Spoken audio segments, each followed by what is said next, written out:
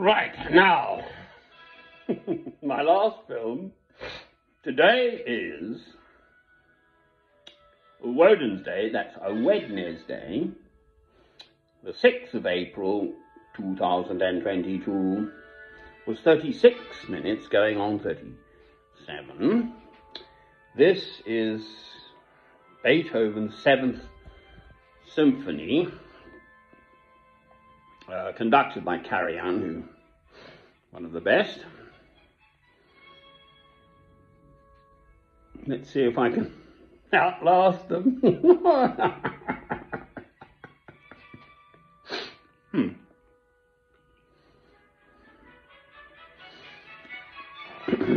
Well, naughty old David, quite frankly. No, nice old David, I beg his pardon. No. Perish that thought. Good man. Challenge me, good. Am I a Christian or am I what? What kind of Christian am I? Good. Right, so we've got to last out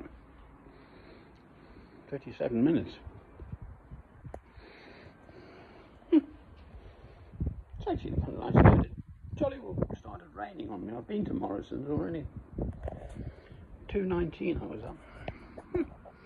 37's on the top one, yet it's on the bottom. That's the spade I'd whack 'em with. I've got a selection of implements out there.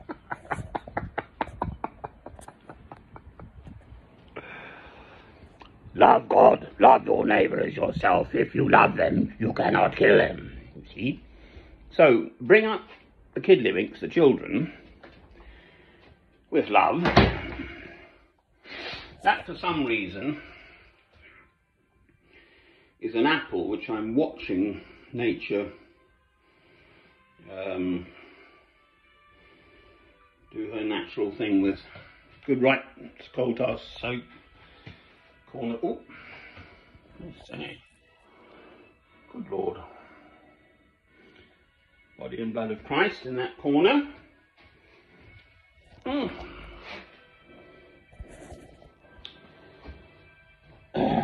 Not a single bomb has gone off. It's not a game, is it? Not funny, is it? We're seeing it. If you've got the strength to watch it and listen to it on the news. It's actually jolly nice here now.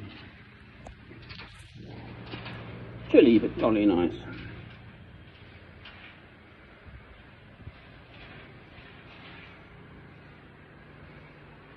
It's my best view.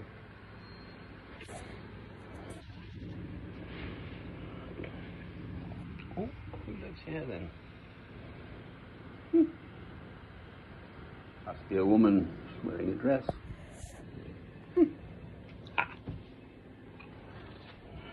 Good boots though.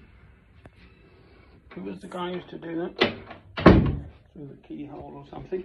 At least my brain is still functioning. Never mind my poor old body. Right, do we need light? I suppose we need some lighting. I like this creaky corner here. Fiery. The honey's here because it's still cold enough in the kitchen. It jolly well starts crystallising and then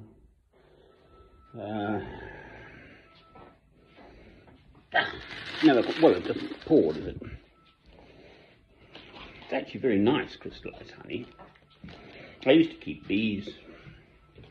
Got a spare air and a spare. Well, Prince Charles, who was shagging his best mate's Roman Catholic wife before, during and after his marriage.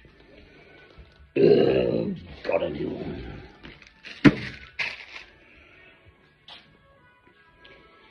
Well, the spare's bogged off, actually. Right. Rambly ramble. Calm down. It's just the most sort of glorious, beautiful, joyous music, this. In its way, I think it's best. Beethoven. Just the whole, I went to it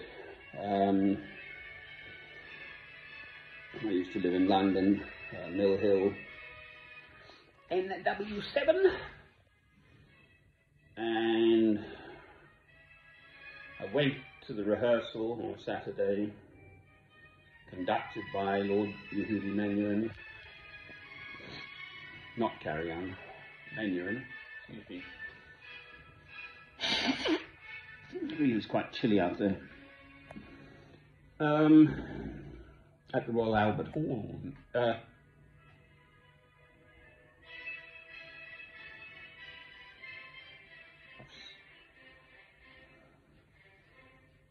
was the Barbican, actually, I think.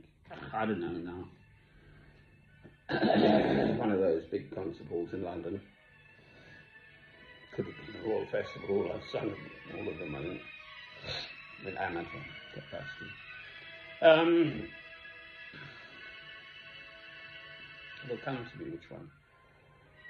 Now, so this is Menuhin getting on in years, getting a bit too old really to get his fingers round the full violin repertoire anymore, but he could conduct. So he rehearsed them all afternoon. I can see him. I think it may have been the Royal Albert Hall. I'm pretty sure it was now. I think he was 81. Then the evening actual performance, so in the afternoon they're all in muftis and they're jamming, right? And that's actually musically much more interesting to me anyway, and theatrically, because you know, stop, go back to bar 321, you there, this and this, right? So that is what molds an orchestra into making a certain sound, is that input from the conductor to do this or that or the other thing. But it wasn't Carry-On. Carry-On for me is the best exponent of this. Daniel Barenboim is the best exponent of Beethoven piano music. Yeah. 32 sonatas and so on. And he conducts too, actually. I've got him, you can just get this on YouTube, conducting the fourth piano concerto from the piano. And he cues them up and then he whacks into it on the piano, so his brain is going at 1,000,000 miles an hour.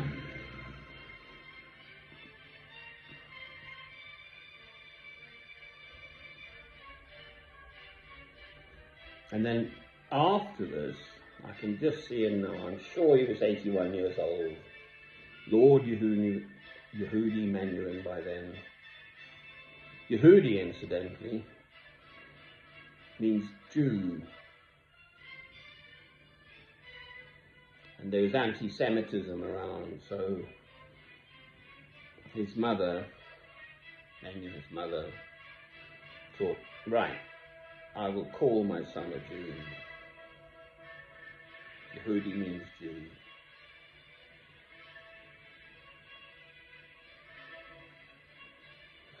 I went to the Barbican, you see, this is why I'm confused, possibly, the location. I'm sure the Seventh Symphony was at the Royal Albert Hall, but I'd sung at the Barbican, and I knew that he was Lord Yehudi Menuhin by then, was rehearsing Lenin Chen in the basement, so I kind of knew the place. This is the Barbican, it's a big complex, flats and other things, but there's a big concert hall there. And I talked my way through security and I got down to the rehearsal room and there he was. You see, I admired Lord Yehudi Menuhin because of this reason.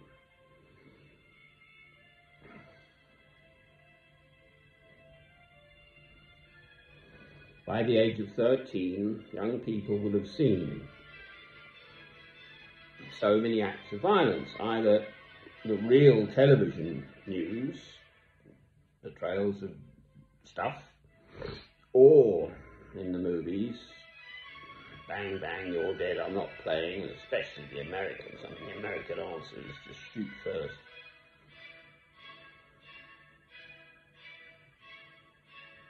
Well, that must desensitize that young human being to violence, to the point of killing.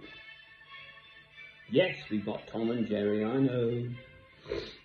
I particularly like Tom being cut in two and the two bits fall down. Remember, I used to live in St John's Wood, and if rain stopped playing, the commentators had to talk for hours and hours, the whole day. So I'm practicing, all right? See how long I can keep going for. The two halves fall down with Tom. He's just been sliced up. But youngsters get it. They know that Tom will be put back together and he's going to be chasing Jerry in a minute. So somehow that psychologically is not damaging, I believe. Because it's a happy ending, you see. And there's the big dog, isn't there, in Tom and Jerry? But we know Jerry's going to have a laugh, the last laugh, don't we? We know the little mouse is going to sort of win. Thomas! I can hear her now.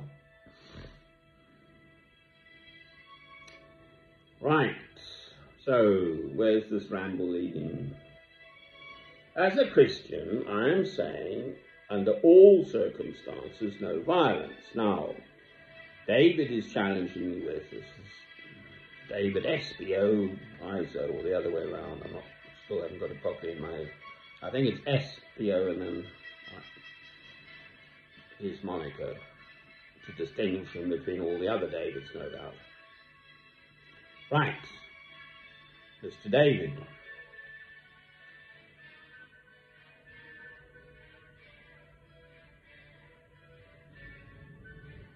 Person comes in, rapes your wife in front of you, and is about to bash the brains out of your children. What do? Well, as I've already said, you're probably tied up by this point. But let's say you weren't, and you knew of the hidden weapon somewhere or something you could use. Well, in those circumstances specifically, which must be just a little bit on the rare side, quite frankly, it's not every day occurrence that someone turns up at your front door and starts raping your wife and killing your children, unless you live in a blooming war zone, in which case it seems to happen all the time.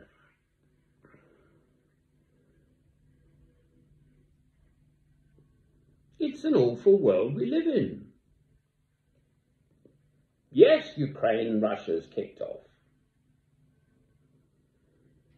And I just keep trying to remind myself, if no one else, that there's still Syria, which has gone on now for a long time, and there are many, many people bottled up in Idlib province,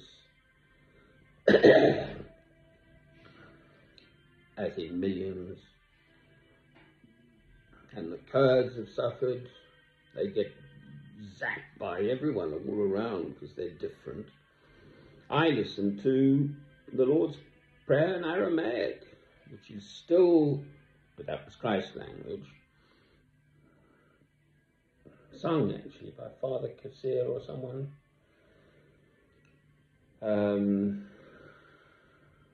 Christ's language was Aramaic, Syrian language, and there are still enclaves in Syria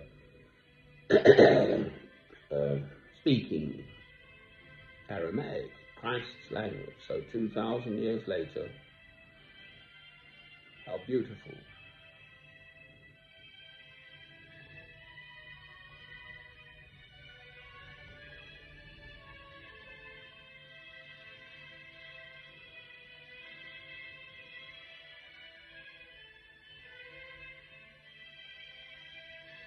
Christ's message was of beauty and love and peace and, yes, amongst other things, for instance, he said, deny your family, deny your friends, and, deny, and then especially deny yourself, actually.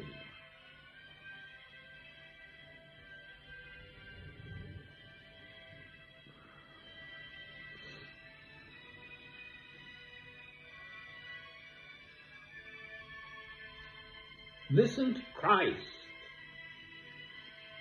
If you truly, just read the Gospels. It doesn't take it's a small section in the Bible. Matthew, Mark, Luke, and John. That is my guide to all of life. As I've already mentioned, I looked up Terry Wogan, obviously the Irish Radio 2 presenter and DJ and the Eurovision Song Contest, which I think he used to lampoon in his own idiosyncratic way.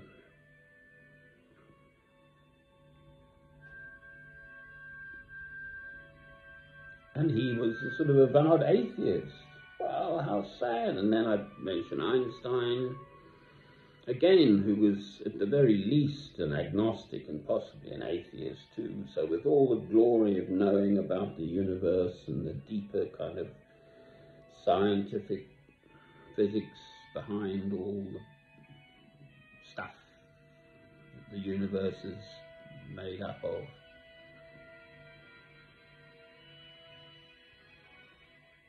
he denied God too, basically. Whereas the humblest, simplest peasant person, if you like, gets it. Ploughing the fields and scattering the grains and praying for rain and then the sun and praying for good weather for the harvest.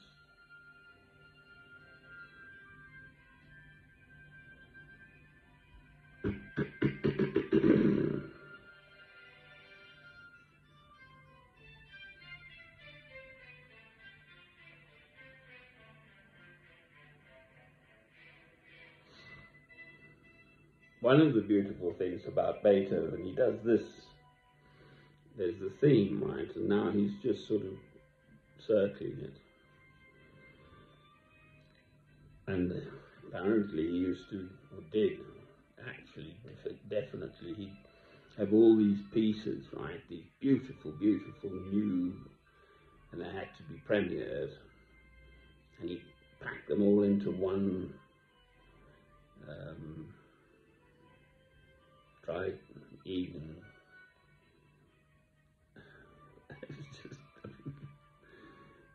There's a limit to one's capacity to sort of listen attentively to so much beauty. So the poor audience was nodding off. The most beautiful bit. So I think my audience will be much the same. They'll be all nodding off. I'm trying to beat the music. So I don't know if I'll ever get to 37. I've got to 19 minutes, I think.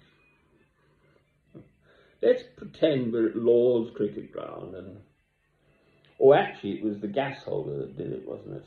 There'd be Brian Johnston, this is cricket commentary now, jollers and blowers, and the bearded wonder, the scoring chap, and other people turned up and they'd discuss everything. And on radio, particularly radio, not television, you can't have dead air, because it happened the other morning, actually. On Radio 4, I listened to Radio 4 in the morning at sort of 5, 6 a.m. And it suddenly went dead.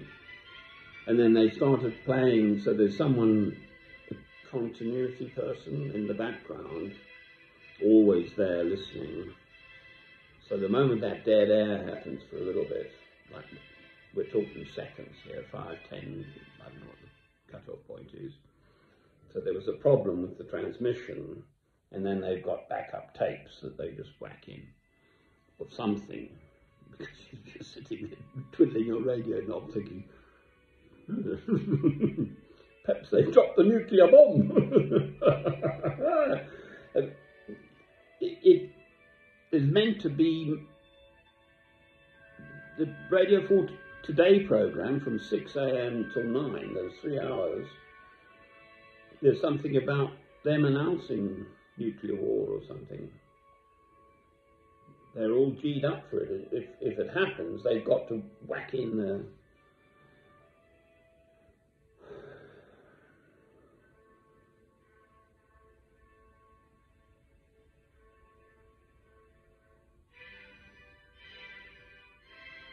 So, rentrons à nos moutons, as one does, returning to our muttons, or I think possibly mouton is sheep, returning to our sheeps.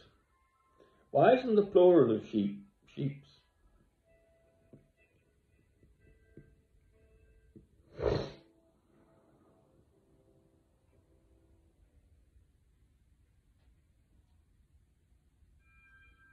No violence. As a general rule, people don't turn up at your front door and immediately rape your wife and kill the children in England at the moment. So it's not exactly a sort of day-to-day scenario. Right, so that's sort of that. Mariupol, these Russians have been bombing the hell out of because they want it, and then they've got a hold of the land along the Black Sea there. Mariupol being a sort of fortress resisting them.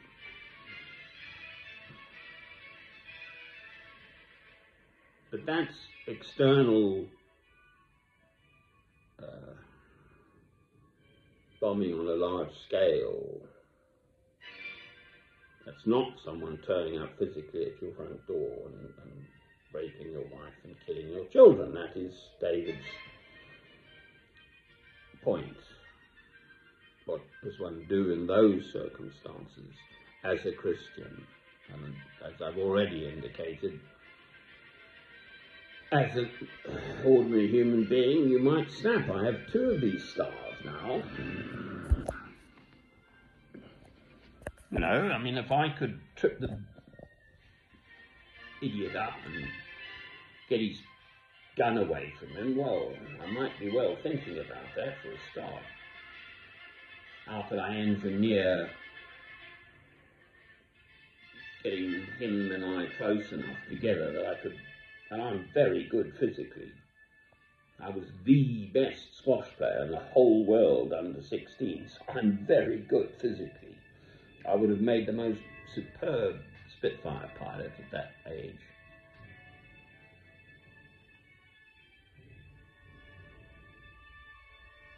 Used to be. All right, I'm an old wreck now, thank you. Physically. The brain is still working, I hope. I may well try and engineer it that, yeah, and if I could whack the bugger's wrist or something and he'd have to drop his weapon, well, fine. That was an act of violence, I suppose, but it did mean that he didn't shoot us all. So, in that context, but I didn't kill him. My little way of saying it is, you know, I'd see if I couldn't get him sitting down, or her, it might be a woman, tie their little shoelaces together somehow, and hope they then try and stand up and they trip and fall and bloody their own little noses.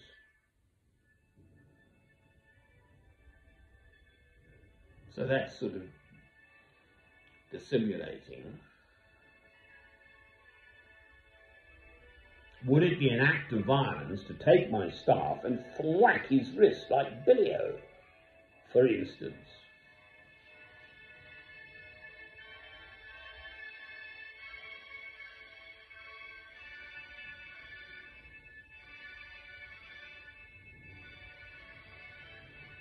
This question of overturning the moneylenders' tables in the temple, again David's brought this up. So Christ deliberately chose, when he went to Jerusalem,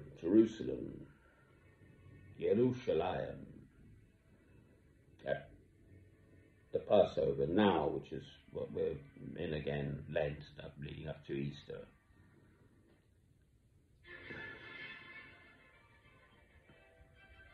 It was because people were desecrating God's holy temple with worldly things, with money.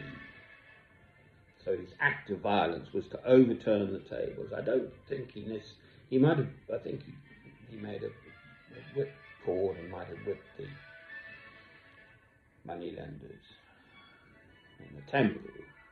So that was an act of violence. But I'm saying an act of love. My interpretation of that is an act of love. You warm me up now. Too hot in here. Hey, well, as they say in Scotland. I think I am actually going to try and ramble this music out just to see if I'm capable of it. But I mean, that's all I've got to say, really. No violence as a Christian. There's no violence. Go thinking of it. Don't, listen to Lord Yehudi Menuhin even. Right? There should be less, we shouldn't be conditioned, young people, into, just bang, bang, you're dead and I'm not playing culture. Movies. That woman on the stage, she didn't like acts of sexual activity. Mary Whitehouse, back in my younger days. There was a huge, great case about this play where I think it was either a man and a woman or possibly two men having sexual relations physically on the stage. Well, that was a paying audience. So it was sort of a private matter in a public place, but I mean, it wasn't out on the streets, as it were. You paid to go in and watch the stuff. That's what you wanted to do. Well, I think violence is just on a completely different level to ordinary man-woman sexual behaviour is absolutely, well, if we didn't have it, we wouldn't be here, would we? I mean, I've got this nice little green in front of me here. It's normally the pigeons at it, actually, the male sort of cavorting. We know what he's after. Displaying in front of the other pigeon. Ergo, it must be a boy and a girl, and he wants a bit of the other, mate. Yes, well, that's the way the world functions, generally. You have male and female, and they get together and produce the next generation. Well, higher animal kingdom and bird kingdoms and whatever.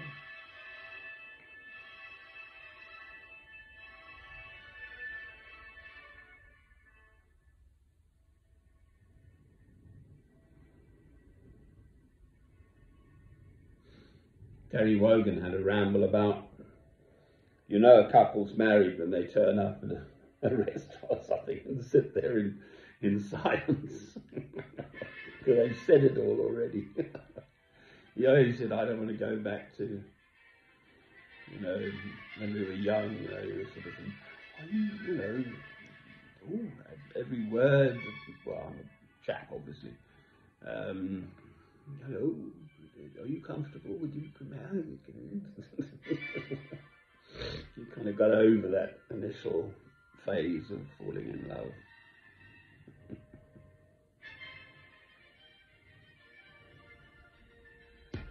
Right, well, I know I can do it. I've got another 10 minutes to go. But am I going to do it? That's the thing. It would then be my longest film ever. The device has got the capacity to keep recording Curiously, actually, at night, that one I've just done, I did it through the night from about 3, 4 a.m. Uploaded it. I'm sure it went faster uploading, so less traffic on the satellites around me, produced wherever it's coming from. In the dark, there's less internet. Here he goes. This. Right.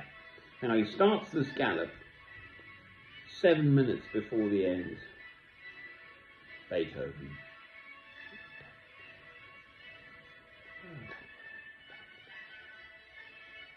But he keeps you hanging on. No one else does this. There is no other composer who even scratches the surface of Beethoven in this context. Yes, Bach was wonderful too.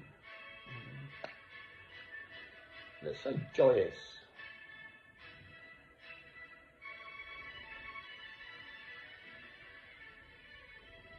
Life should be joyous. Yes, we want peace. We've got to fight for peace, but do it by talking. Go jolly well play football or something. You know, males obviously we have testosterone, we've got to release that. We're designed to kill woolly mammoths who are coming to... Would it be an act of violence to, you know, in these cold countries, there's Canada and the like, you get the rogue polar bear who finds out that it's a lot easier to go raiding the bins in town.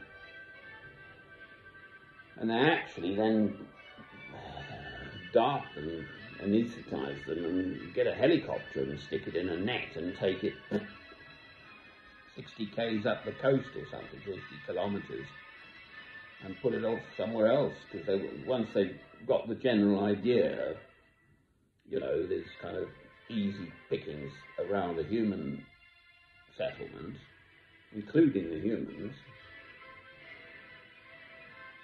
and a polar bear is a big chap. A fully grown male polar bear, you absolutely do not want to meet on an ice floe, believe me. In Antarctica or the North Pole or somewhere, Greenland or somewhere. Because you're like, that's it. Yes, you've got a rifle, of course. Now, is that an act of violence, for instance?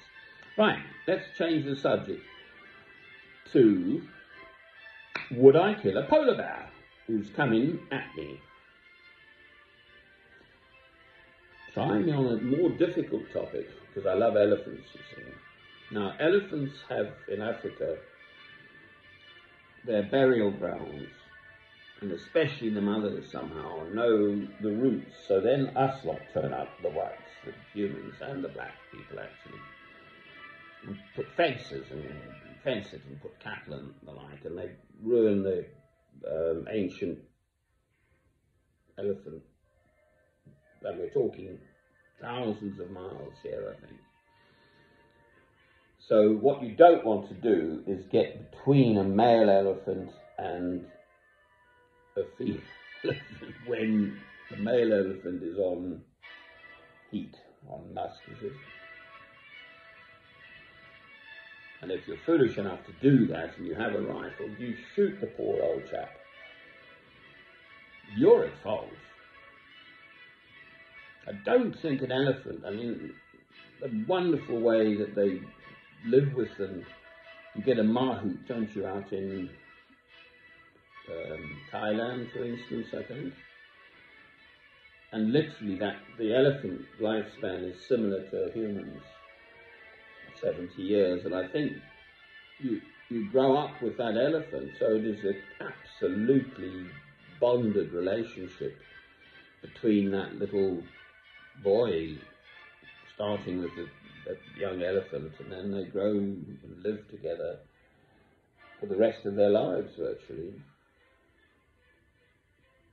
which is beautiful.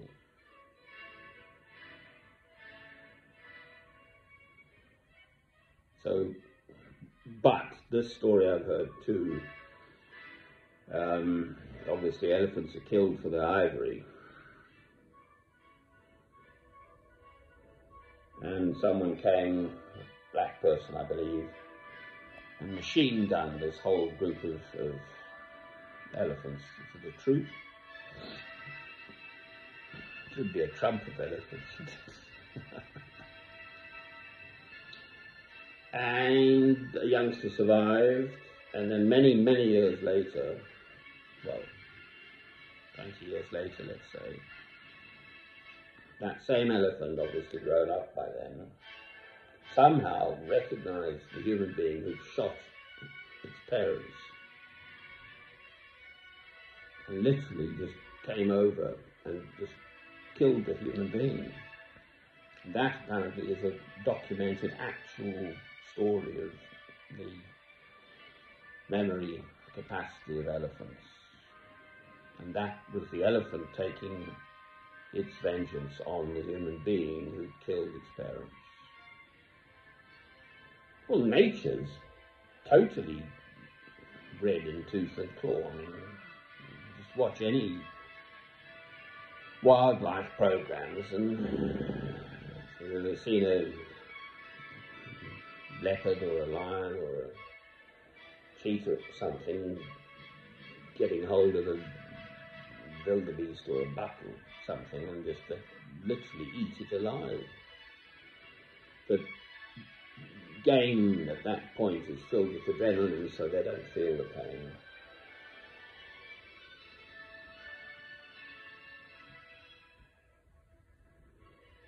You just won't finish, you see, Beethoven. Right, 37 minutes, 23 seconds and counting. I've made it.